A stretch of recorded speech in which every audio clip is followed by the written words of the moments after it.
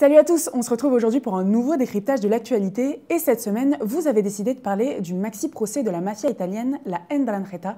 Mais alors, qui est cette mafia et pourquoi parle-t-on d'un procès historique? C'est parti pour un nouveau décryptage.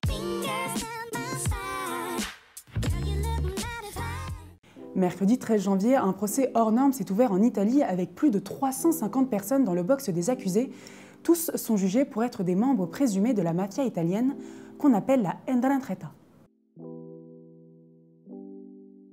Née au XVIIIe siècle en Calabre, région la plus pauvre d'Italie, la 'Ndrangheta est le groupe criminel le plus puissant du pays. Elle s'est développée grâce au trafic de cocaïne, au blanchiment d'argent, mais aussi grâce à l'extorsion et au tourisme. Personne ne sait exactement quels sont les effectifs précis de cette organisation, mais selon la justice italienne, elle compterait 20 000 membres dans le monde entier. Dirigée par Luigi Mancuso, elle s'est construite sur les liens du sang. On en fait partie en étant fils, cousin ou en épousant l'une des filles de la famille. Autrefois cantonnée aux rackets ou à l'expropriation mafieuse, la 'Ndrangheta multiplie les enlèvements dans les années 1960. Près de 150 otages ont été retenus dans les montagnes de l'Aspromonte, dont John Paul Getty III, petit-fils du premier milliardaire de l'histoire. Aujourd'hui, ce procès est possible grâce au gigantesque coup de filet de la police italienne en décembre 2019.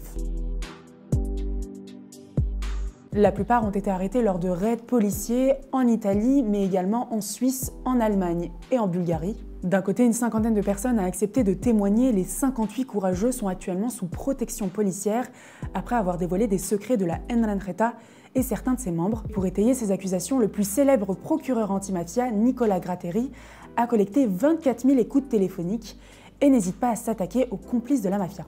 Je connais la mafia depuis mon enfance car je faisais du stop pour aller à l'école et je voyais souvent des cadavres sur la route. Je me suis dit, quand je serai grand, je veux faire quelque chose pour que cela ne se reproduise plus. Ce procès organisé dans un vaste centre d'appel aménagé en tribunal est une démonstration de force de l'État italien. Sur le banc des accusés, le boss Luigi Mancuso qui a déjà passé près de 20 ans en prison, mais aussi d'autres dotés de surnoms tels que le loup, petit gros, blondinet ou encore petite chèvre. En tout, on compte 355 accusés et 400 avocats. Parmi les accusés figurent évidemment des membres présumés des clans mafieux, mais aussi des syndicalistes, des hommes d'affaires, des fonctionnaires et même des élus de tous bords. Ils sont principalement accusés de blanchiment d'argent, de recel, d'associations mafieuses, de trafic illégal et même de meurtre. Peu de chance, puisque sur les 7000 membres que compte cette mafia en Italie, sans compter les nombreuses diasporas présentes sur les 5 continents, seuls 350 sont accusés dans ce procès. Il faudrait au moins 2 ans pour venir à bout de ce procès qui servira à mettre en lumière son infiltration dans de nombreux secteurs de la société italienne. Ce jugement s'annonce donc aussi complexe pour les magistrats que passionnant, mais il n'empêchera pas la 'Ndrangheta de continuer à prospérer. C'est la fin du décryptage de la semaine en espérant qu'il vous aura plu. Si c'est le cas, n'hésitez pas à nous le dire en commentaire.